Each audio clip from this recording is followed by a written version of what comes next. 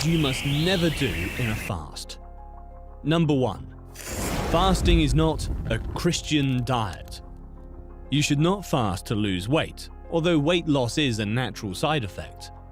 The world calls not eating dieting and usually does it to lose weight or for health reasons. But some go without eating for spiritual reasons. This is referred to in the Bible as fasting. Fasting is not the same thing as dieting, and fasting is not the same thing as eliminating food for health. Fasting is not a required discipline, you don't have to do it, where you alter your diet. There are many kinds of fasts. For a spiritual reason, there are many reasons to fast, and accompany the experience with prayer. Fasting is a biblical discipline that can help anyone improve their spiritual fitness and become a prayer warrior for God. Number 2. You do not fast so that others will notice you. Matthew 6:17-18, New King James Version. But you, when you fast, anoint your head and wash your face, so that you do not appear to men to be fasting, but to your Father who is in the secret place.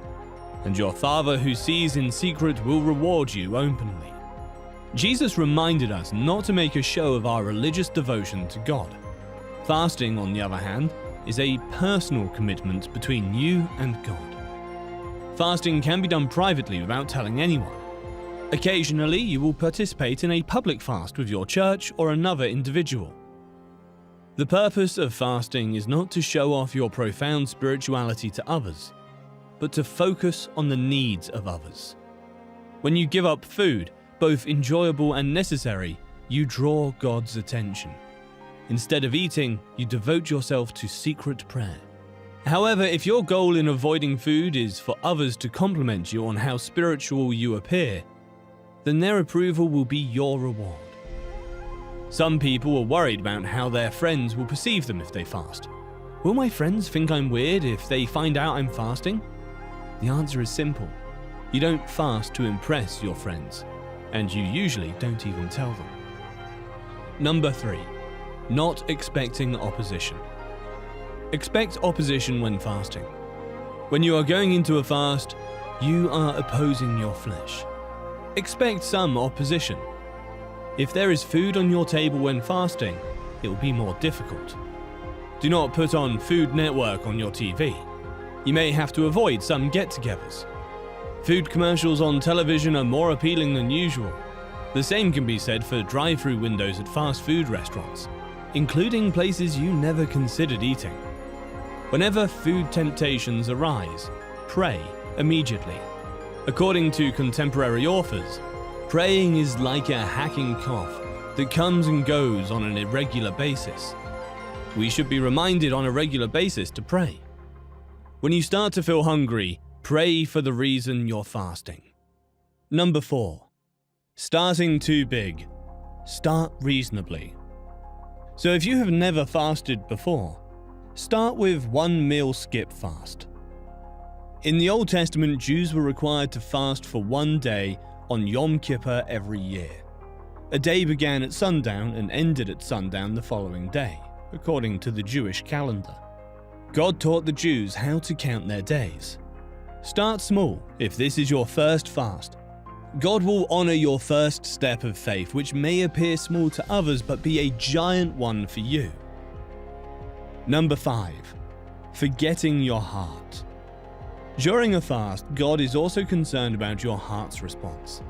Fasting is very much about your attitude.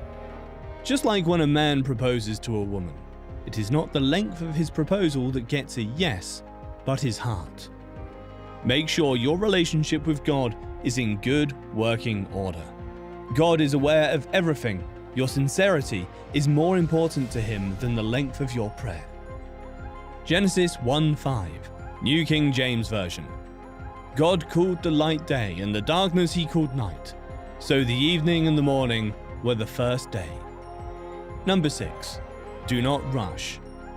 You should start your fast when the sun goes down, or perhaps a little before. This means you are going to do without the normal evening meal, then skip breakfast and lunch the following day. After the sun went down, most Jews broke their fast by eating a typical meal. Number 7. Always going alone. Fast with a pal. Even though private prayer and fasting is the foundation of all intercession, if you have never walked this path before, you may want to start your fasting journey with someone else. Invite someone else to fast and pray with you if you're praying for a specific answer to a prayer. There's strength in numbers. Jesus said, Matthew 18:18-19, New King James Version, "Assuredly I say to you, whatever you bind on earth will be bound in heaven, and whatever you loose on earth will be loosed in heaven. Again I say to you that if 2 of you agree on earth concerning anything that they ask, it will be done for them by my Father in heaven." These verses are not just about prayer. They are also about the commitment we make in agreement with someone else. Take this into consideration.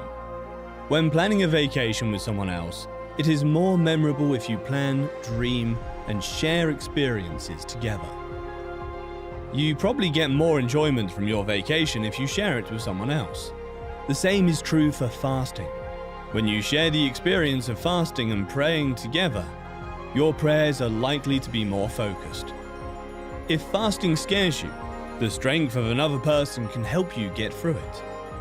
You can always call each other for advice and ask, "How's it going?" That phone buzz might give you the inspiration you need to keep going. Remember the celebration.